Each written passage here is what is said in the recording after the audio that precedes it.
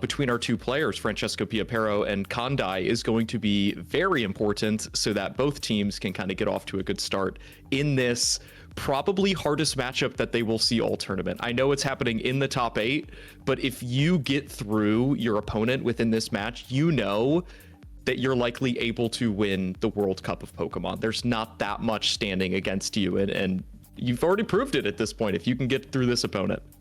Yeah, although I mean, top 8 already is an amazing accomplishment, yes, given how many different teams we had at the start during the qualifier phase. But it does look like our team sheets are ready. So why don't we now take a look at our players and the teams that they are going to be using? So first up is going to be Kandai, getting very much into the holiday spirit there with that little Santa hat, NAIC Phase 2. So that was a really recent, that was this year. I keep last season, but this year. And then Victory Road April Challenge Top 16 World Cup Champion in Japan, and Japan Championships Top 128. So a lot of very solid and recent accomplishments. And Kandai's team is going to be that Ogerpon, Chien-Pao, Incineroar, Urshifu, Raging Bolt, and Rillaboom. So quite a nice balanced team with a lot of offensive options in that Ogerpon, Chien-Pao, and Urshifu. Yeah, this is pretty much stock standard balance. I think one of the interesting things that stands out to me is usually you might see a Choice Scarf Urshifu on these teams, but Kandai opting for the Mystic Water, which allows you to obviously carry the move Protect, and the defensive Terra type of Poison, which would be great against any potential Fairy type attacks or anything of the like that are going into Urshifu. So we will see if that is going to end up being useful for him in this match. But other than that, I mean, Booster Energy, Raging Bolt with Calm Mind. Everyone who's played Regulation F the first time around is very familiar with this Pokemon and how much damage it can do and the output that it can have. But overall, very interesting team. The thing that stands out to me, I like it a lot, is Focus Energy Ogerpon, because if you're able to get up one of those Focus Energies, Ivy Cudgel is a guaranteed critical hit, which is always really fun to see. You can ignore Intimidate drops there. But let's take a look at our second team sheet, Francesco Pio Pero, and Zoe, talk to me a little bit about what you see on this team sheet. Yeah, this is a really cool team, and Francesco's got Archaludon and Pelipper, Incineroar, Urshifu, Cresselia, and Ursaluna. A little bit of a looks a bit much like the previous regulation that we just had, of Regulation H, with Archaludons and Ursalunas everywhere, but instead this time it's a Cresselia, which has historically been one of the best supportive Pokemon in VGC because it's so bulky and has access to so many different support moves. And you can also take a look at Francesco's accomplishments over on the right there. NAIC Top 8, Stuttgart Regional Finalist, World Cup Finalist for Italy, and then 3-time Victory Road Challenge Champion. So Francesco definitely got a lot of really strong accolades and a top player, one of the best players, I would say, in the region. Absolutely. And you know, it is a very prestigious award when you could say that he's one of the best players in Italy with how many strong players there are in Italy, but he stands right up there at the top with all of them. Our match is ready between these two powerhouse regions, Kandai Nagatome against Francesco Pio Pero. I am so excited to dive straight into this. We have the rain mode for Francesco of Archaludon and Pelipper up against more of the defensive balancy mode of Raging Bolt and Rillaboom for Kandai Nagatome. Yeah, Raging Bolt now immediately is going to get set up with that booster energy. And since it does have to watch out a little bit for this Archaludon, but this Archaludon has Dragon Pulse and not Draco Meteor. And given Raging Bolt's bulk, I wouldn't be surprised to see it survive it. So Raging Bolt actually, you know, in quite a nice place to start going for those Calm Minds and making itself bulkier and bulkier. And the Rillaboom, of course, threatening Fake Out on both the Pelipper and the Archaludon. Of course, Archaludon with a stamina boost every time he gets hit, maybe the Rillaboom is not going to want to go for that Fake Out. Switch out from Pelipper there, maybe sensing a potential Fake Out in that direction. Get Incineroar in, you get the Intimidate drop onto Rillaboom. Intimidate not mattering too much for Raging Bolt, but like you mentioned, Raging Bolt not very threatened at all in this position, able to pretty safely get up a Calm Mind. It's going to be... Oh, okay, Archaludon faster and carrying Snarl, so that is actually going to be a thorn in Kandai's side, able to pretty consistently negate these special attack boosts from Calm Mind. Yeah, Raging Bolt now, of course, is going to completely nullify that Snarl with a Calm Mind. So it's at +1 stage of special defense and just neutral special attack. So still in a nice position. But of course, because this Archaludon is faster, it can always go for the Snarl and reduce the damage output of the Raging Bolt. Not to mention, Francesco has just freshly swapped in that Incineroar, so that is a fresh Fake Out, ready to go against Kandai's team. And Rillaboom, a minus on attack, I don't think it's going to really want to stay in very much against this Incineroar or Archaludon.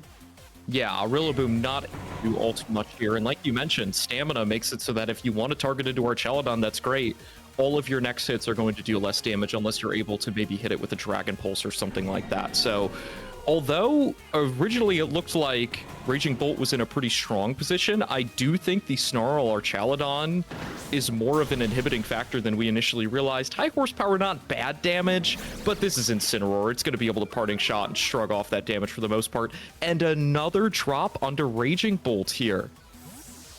Yeah, so the Parting Shot goes off onto this Raging Bolt, and if this Archaludon also went for the Snarl, this Raging Bolt is going to be heavily crippled on the offensive side. It looks like the Ursaluna is going to come in, and at this stage, with that minus, but first, actually, Archaludon is going to get boosted with an Electro Shot, so trying to get that boost to its special attack. We're going to have to see which target it picked. It is going to be into that Rillaboom, so this Assault-Vest Rillaboom is going to take it very, very nicely, but of course, Kandai also is going to try and nullify those Parting Shot special attack drops with that Carmine. So now this Raging Bolt is actually in a fairly nice position against the Archaludon, but it's not in the greatest position against this Ursaluna that has just managed to swap in completely for free and has got the Guts boost going. So it's going to be able to hit both the Raging Bolt and the Rillaboom for really strong and for a lot of damage. Yeah, and those special attack boosts that you're getting from Calm Mind are great, but they're completely meaningless against something like an Ursaluna that can threaten you with a very strong hit here. There is Wood Hammer from Rillaboom to contend with, and Dragon Pulse is going to deal some decent damage to the Ursaluna, but Francesco could potentially play defensively, pivot out Archaludon or go for a Snarl and protect the Ursaluna, try and set up for a board state like that. So Kandai, I think, here has to play a little bit more on the defensive, and we're seeing him hover a potential switch into Incineroar to cover for just that. Yeah, this Ursaluna is in such a threatening position against Kandai. We see him doing precisely that, swapping in this Incineroar to try and drop that Intimidate onto this Ursaluna and help with the survivability of this Raging Bolt. It looks like we're going to get the first terastallization of the game onto this Raging Bolt. So this Raging Bolt is now going to become the Terra Fairy type, which means it's completely immune to any Dragon Pulses from this Archaludon, and more importantly, will not be taking super effective damage from the Ursaluna. But it looks like a responding terastallization off on Francesco's side onto the Ursaluna, maybe not wanting to take any super effective Wood Hammers from this Rillaboom. So now both of our terastallizations have been used by our players, and we're going to have to see what our trainers have gone for. The Archaludon once again goes for the Snarl, drops the special attack onto this Raging Bolt, and now it's the Raging Bolt's turn to go for a Dragon Pulse and critical hit onto this Ursaluna, but the Ursaluna now gets a facade off onto this Incineroar. But that is quite a devastating critical hit for the Ursaluna. All that work from Francesco to pivot in and out and Snarl and Parting Shot to weaken this Raging Bolt, and Raging Bolt says, I don't really care about that. I'm going to go ahead and get a critical hit anyway, and puts this Ursaluna in Thunderclap range, in Dragon Pulse range. It is now going to be completely checked, essentially, for the rest of the match. So great attempt there with the Terra Ghost, but ultimately it's probably not going to pay off in the way that Francesco was hoping for. But one thing I'm starting to notice here is, how is Archaludon ever going to be removed from the field? This Fake Out into that slot is going to give it a stamina boost, and Dragon Pulse sure does a little bit, but ultimately this Archaludon is just sitting pretty. Maybe Kandai is going to start looking for trying to take out the pieces next to it, and then you try and deal with Archaludon when it's the only Pokemon remaining.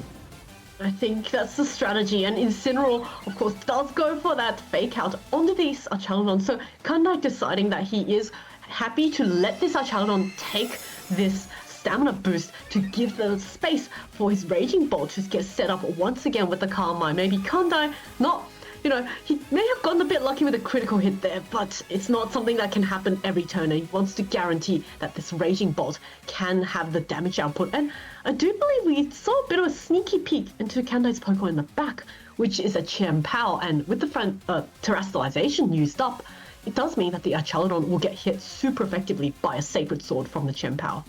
That's a fantastic point, and you know that with that Focus Sash, you're always going to win that 1v1. You're able to ignore those drops, so that is likely what Kandai is going to play for. Can I get my Chien-Pao in safely? Especially the number one Pokemon you want to get rid of, if that is going to be your game plan, is this Incineroar, to get rid of those pesky Intimidates. So Kandai looking to target the slot next to Archaludon, and although Archaludon has given itself one boost from Electro Shot, Raging Bolt at this point is at +3 or +4 special defense. It's going to shrug off anything that Archaludon wants to go for. It is not concerned with that. So it's mostly just a battle of these auxiliary pieces, these side pieces, and whether or not, like, who can take down the partner Pokemon first. Looks like Francesco is not wanting to expose his Incineroar to any more damage than necessary. Parting shots its way out of there onto this Rillaboom, and in comes this Ursaluna to just basically be a little bit of a sponge and soak up any hits and get a free swap for a next Pokemon. But first, another Electro Shot on what looks to be the final turn of Rain. So this Archaludon is now going to be at +2 special attack, and this Electro Shot, look, hitting the Rillaboom, still not very effective damage, but doesn't allow the Raging Bolt to knock out the Ursaluna with the Dragon Pulse. But at this stage, I think that's something that Francesco actually wanted to happen, because the Ursaluna's quite useless now, being the slowest Pokemon on the field, and he does get a free swap into possibly an Incineroar in the back.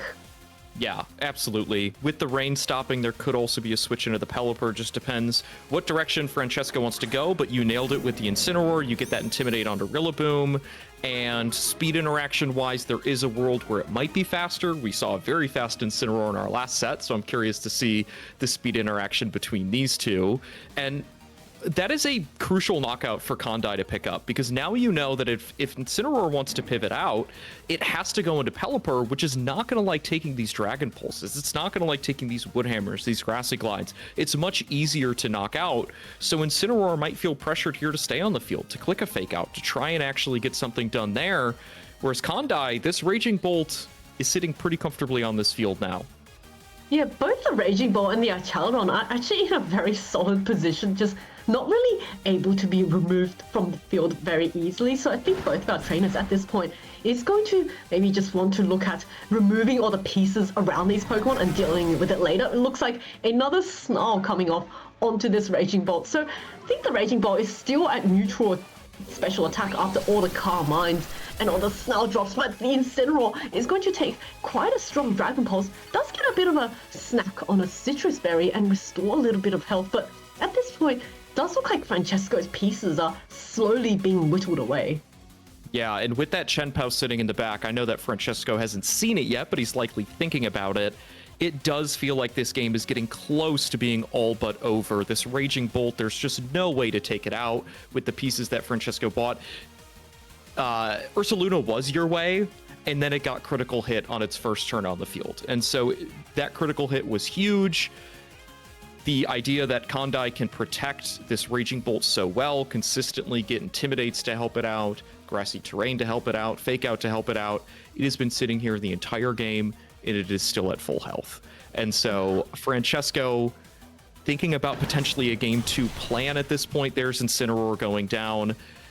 It's another hard. crit. Another critical hit.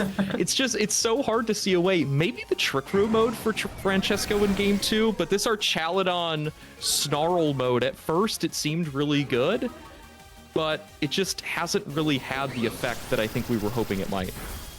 Yeah, the Dragon Pulse, onto this Assault Vest Archaludon does give it another stamina boost. But at this point, I think Francesco's down to his final 2 Pokemon. I think Kandai can just focus on the Pelipper, get rid of it, and then eventually wait for either the Rillaboom to just get knocked out, and then the Chien-Pao can come in, and with the Focus Sash, it's always guaranteed to win that 1v1. So, very well played from Kandai there, just that positioning and removing all the pieces around the Archaludon. It's he hasn't actually revealed the Chen Power either against his opponent. So Francesco doesn't even know at this point if there is a Chen Power in the back. Yeah, absolutely. And Francesco at this point, you know, a player of his caliber is going to realize likely that this game is lost, or at least not going the way that he hoped for. The goal at this point is to try and get as many knockouts as you can. Try to force your opponent to reveal information. If you can pick up this Incineroar knockout, which it looks like he is going to try and do here, maybe you could then pick up a knockout onto the Rillaboom. You can then force the Chen Pao to come out, and although it's not going to be winning for you, you at least know that it's there. You can craft a game plan in game 2 that covers for Chen Pao being in the back. So a knockout onto Incineroar, Kandai knew that was going to happen. You're able to break that focus sash here, and Kandai has set himself up very nicely for the end of this game. Yeah, although Tailwind has been set up for Francesco's side, so this Chen Pao is likely going to be outsped by this Archaludon if Kandai does send in the Chen Pao. It looks like he does send it in, but maybe he's also decided because of the threat of Thunderclap, the Pelipper can't actually attack, or if it does, it's just going to get knocked out immediately, and with the Focus Sash, then the Raging Bolt can just Thunderclap, threaten the Pelipper, and the Chen Pao can threaten or pressure the Archaludon with a Sacred Sword. Yeah, absolutely. There's a bit of a pin here, and you can just double protect. You know that, sure, Archaludon can set itself up a little bit with Electroshock, but it's not like it gets some crazy setup move here. And you, exactly as you pointed out, you have these priority moves that can threaten, so you know that Chen Pao's not going to go down as long as you cover Pelipper attacking with Thunderclap. You get that Sacred Sword off, and although at this point Archaludon's likely up to +4, +5 in its defense stat, that's great. Sacred Sword ignores all of that. And so we are seeing Kandai play out this game pretty much perfectly here. Yeah, looks like some protects going all around, maybe just to burn out. Yes, the Raging Bolt also going to protect, so just trying to burn out that turn of Tailwind from Francesco. So allows the Archaludon to get what looks like a Snarl on both the Raging Bolt and the Chen Pao. So maybe Francesco deciding it's the Archaludon's boosted enough, doesn't really need that Electroshock. But we're still in a similar position here. Pelipper cannot risk attacking, or otherwise it's going to get hit by a Thunderclap, and the Chen Pao can just go for that Sacred Sword onto this Archaludon. And then the next turn, both Pokemon can go for a double protect to burn out the final turn of Tailwind. Exactly right. So the writing's on the wall. Looking at game 2, I do think maybe Raging Bolt is public enemy number 1. Francesco has to figure out a way to deal with that Raging Bolt, and the answer almost has to be Ursaluna when you look at his team. I don't think any other Pokemon can pretty consistently deal with it. Maybe Urshifu in rain can do something, especially if you force the Terra, but you're always kind of a liability to Thunderclap, so it's not the strongest option there. So I would like to see Francesco mix things up, bringing these special attackers with Incineroar in the back. It just wasn't able to deal with the Calm Mind Raging Bolt, and that's why this Pokemon is so good in this format. Yeah, and it looks like now at the 5 of Pelipper actually managed to get a double protect that turn. So the Raging Bolt, I believe, is at -1 attack, but that's not going to be enough to... Oh, it looks like actually Francesco is recognizing that there is really no way through and is going to forfeit that game 1. But really well played from both of our players, and I think we may have been seeing something a little bit different if the Ursaluna had not gone crit.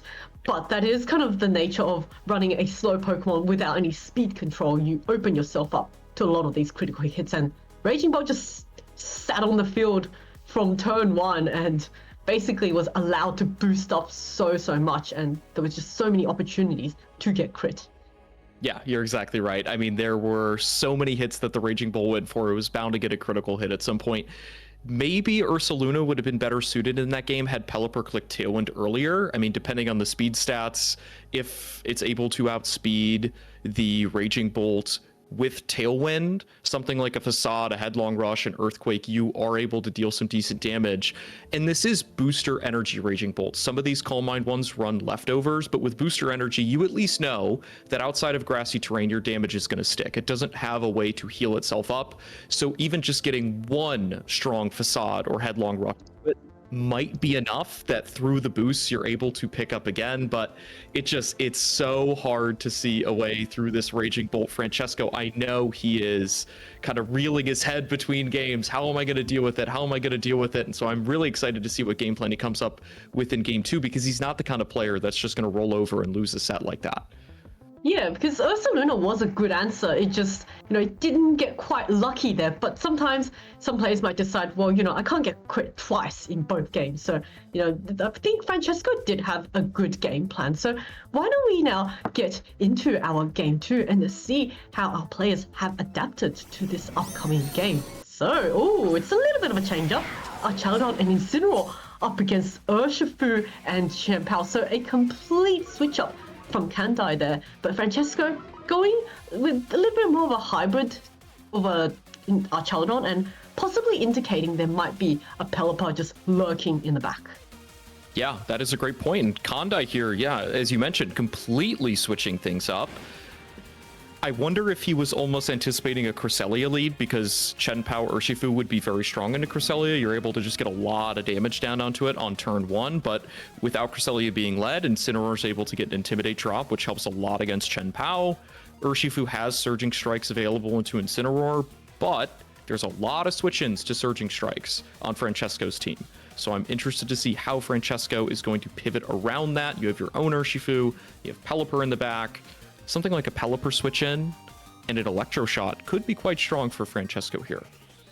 Yeah, and now we actually see a turn 1 Terastallization. That is going to be onto this Urshifu. So Urshifu not wanting to take any super effective Electro Shots, possibly if the Pelipper does switch in. Becoming the Poison typing means that it will be neutral to any attacks from Francesco's side, but the Incineroar is going to break the focus sash of this Chien-Pao with a Fake Out, but allow this Urshifu to get a super effective Surging Strikes onto this Incineroar. It is, of course, going to have a snack of a Citrus Berry, but I don't think that's going to be enough to save this Incineroar from, being on the field. And Francesco is going to basically trade his Incineroar in exchange for breaking the focus sash and also getting the Terastallization out on this Urshifu. Yeah, and it does stink to lose your Terastallization like that, pretty much for nothing, but covering for options there is very smart.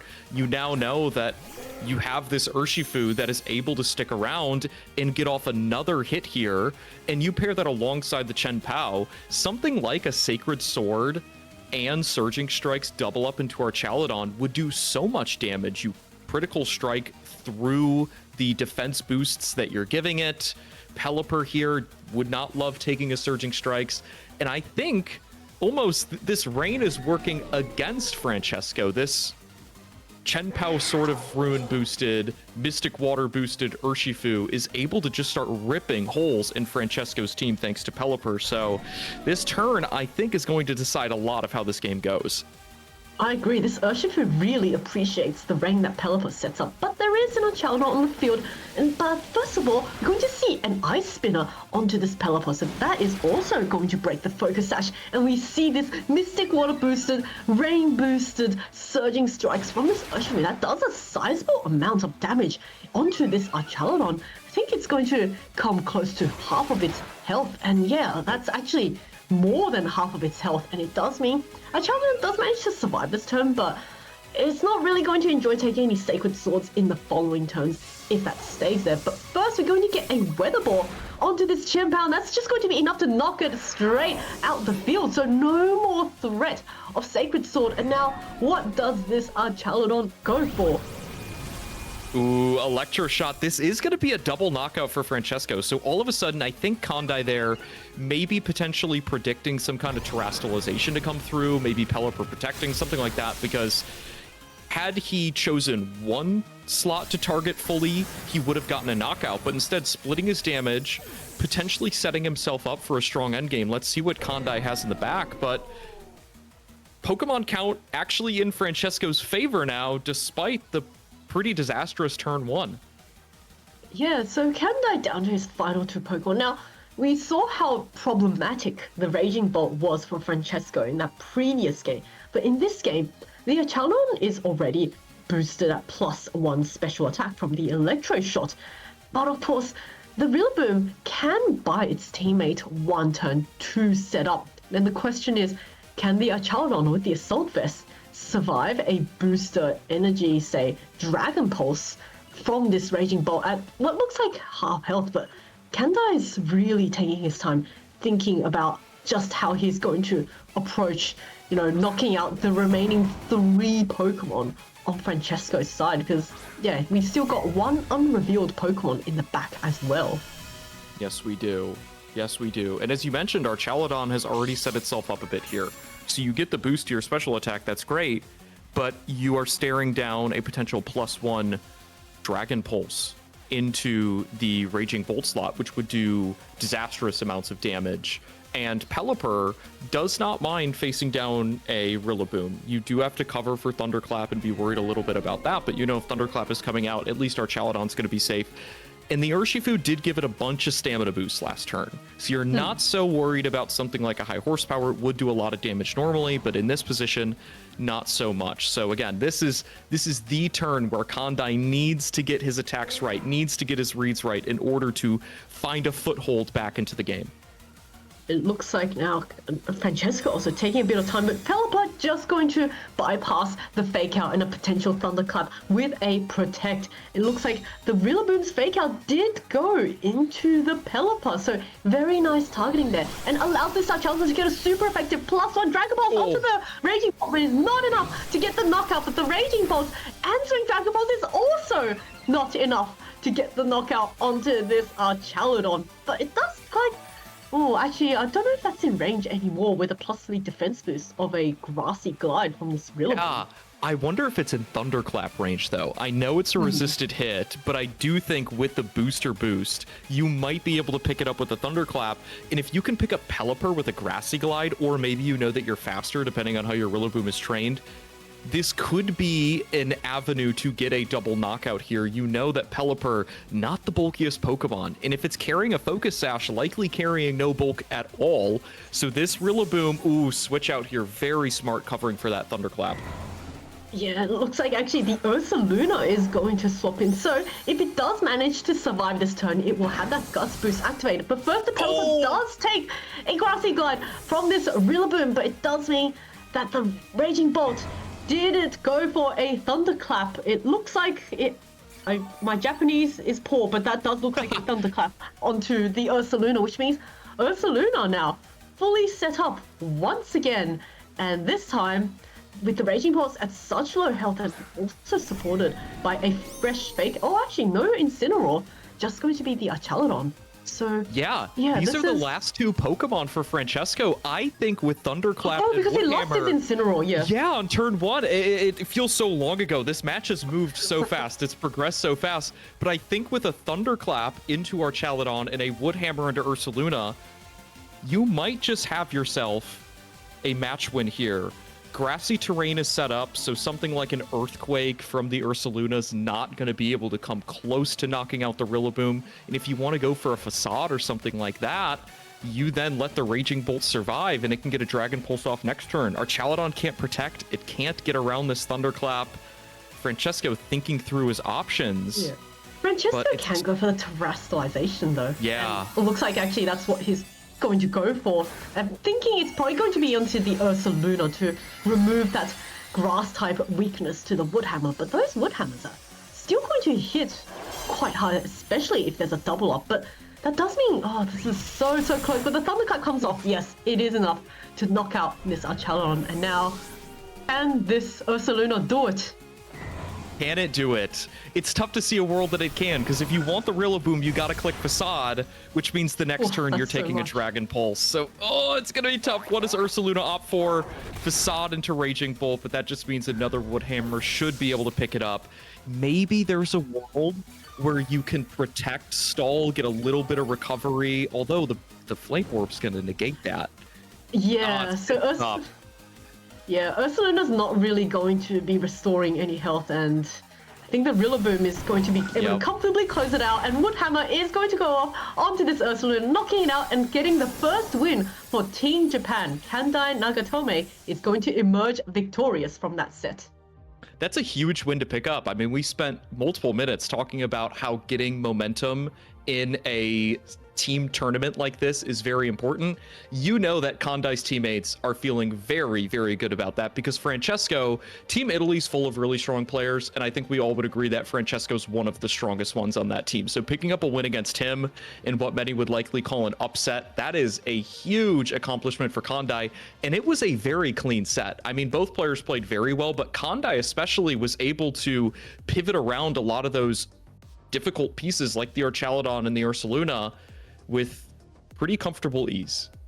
Yeah, I would say that was actually quite a positional game because there were several turns where it didn't look like either player was doing any meaningful damage, but the players were setting themselves up so that the board positioning was more advantageous. And I think Kandai just slowly managed to whittle down Francesco's options to the point where Francesco wasn't really able to do much. And I did forget because the Incineroar got knocked out turn 1 of the game because Francesco, I think, tried to trade it for a better positioning, but didn't quite work out there. But that being said, there is still, I believe, 6 more matches to be played between Italy and Japan. So it is far from over for Team Italy, and it's going to be really close. But that does mean we're going to cut to a very short break as we get ready for the next 2 matches between Team Italy and Team Japan.